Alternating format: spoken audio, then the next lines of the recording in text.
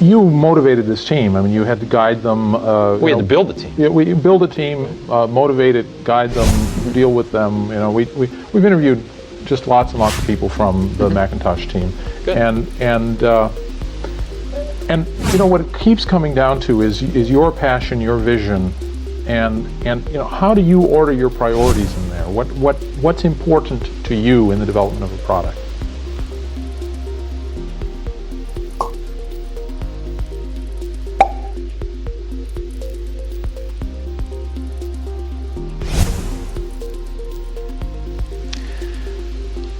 You know,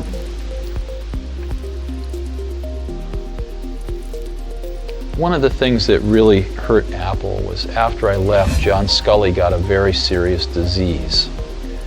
And that disease, I've seen other people get it too. It's the disease of thinking that a really great idea is 90% of the work. And that if you just tell all these other people, you know, here's this great idea, then of course they can go off and make it happen.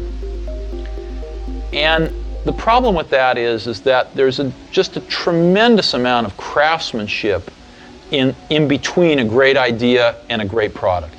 And as you evolve that great idea, it changes and grows. It never comes out like it starts, because you learn a lot more as you get into the subtleties of it. And you also find there's tremendous trade-offs that you have to make. I mean, you know, there are just certain things you can't make electrons do. There are certain things you can't make plastic do or glass do. And as you get into, or factories do, or robots do. And as you get into all these things, designing a product is keeping 5,000 things in your brain, these concepts, and fitting them all together in kind of continuing to push to fit them together in new and different ways to get what you want. And every day you discover something new that is a new problem or a new opportunity to fit these things together a little differently. And it's that process that is the magic. And so we had a lot of great ideas when we started, but what I've always felt that a team of people doing something they really believe in is like when I was a young kid, there was a widowed man that lived up the street, and he was in his 80s. He's a little scary looking, and I got to know him a little bit. I think he might have paid me to mow his lawn or something. And one day he said, "Come on into my garage, I want to show you something." And he pulled out this dusty old rock tumbler, and it was a motor and a coffee can and a little, you know, band between them. And he said, "Come on with me." We went out to the back and we got just some rocks, some regular old ugly rocks. And we put them in the can with a little bit of liquid and a little bit of grit powder. And we closed the can up and he turned this motor on. He said, "Come back tomorrow." And his can was making a racket as the stones went around.